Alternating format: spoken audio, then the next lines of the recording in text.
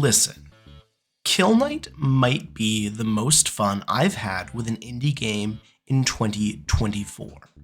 This is probably going to be one of the only reviews I ever do where I'm going to actually struggle to say anything bad about the game. I'll begrudgingly do it, eventually, but I don't want to. Also, I've received my copy of the game for free. Little do the developers know, I was going to buy it anyways, so they basically lost $15. The developers also label the game as arcade, action, top-down shooter, isometric. If you look it up on Steam, you'll also see Bullet Hell as a community label. It's not a bullet hell game. There just aren't nearly enough bullets. I'm not entirely sure where to start with Kill Knight. My fingers hurt from playing this game because I literally could not put the game down. The last time I remember feeling this way was when Elden Ring came out. The intensity of Kill Knight is what makes it fun. When you die, you know it's your fault. There isn't jank that ends your run. The controls are fluid, and the default settings feel natural, for me. Instead of taking a roguelike approach with random wave generation, all of the levels, or layers, are curated experiences, where the waves are always the same. This approach helps you learn. It helps you optimize your attempts at a layer. Knowing when to hold your heavy ammo or your wrath attacks can make getting through some of the tougher layers a lot easier. It also means that you're never going to lose in what seems like an unfair way. There are different difficulties that you can play the game on. It seems to default to Acolyte difficulty, which seems like Kill Knight's normal or regular difficulty. Turns out there is an easier mode called Regret that I only discovered after I beat the game on Acolyte. I'm not going to say that Regret is easy mode. I don't really think Kill Knight has an easy mode, but it's definitely easier.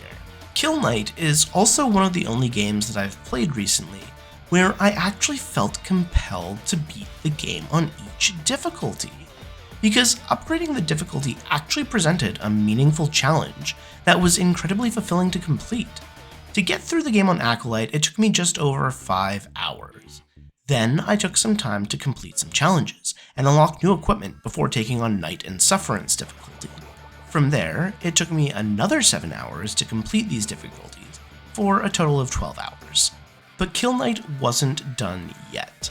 There's also another mode called Sever, which is one continuous attempt to beat every layer in one long endurance type challenge. When I recorded this, there were 17 people on the leaderboard that had completed Sever. I was about a minute away from the last wave when I managed to choke harder than I have ever choked in a video game ever. After about 40 minutes of near perfect play, I just walked into a trap and lost it all. So, right now, I have at least one thing that I need to do in Kill Knight, and that's complete Sever. Throughout my play, I was also constantly checking achievements to see how I stacked up against other players. I bring this up because the achievements seem to be broken on Steam's library page. If you look at the store page, you'll see the correct achievement numbers. I also bring it up because I feel like having completed almost everything there is to complete, I have a pretty good grasp on this game in general, which brings me to things that could be improved. Making the difficulty toggle more obvious, also the last and only boss. It's not that it isn't fun, it's that it's way too easy. Maybe it's not super easy in the grand scheme of bosses in all games ever, but after you've slugged your way through the craziness that Kill Knight throws at you, it just seems a little anticlimactic.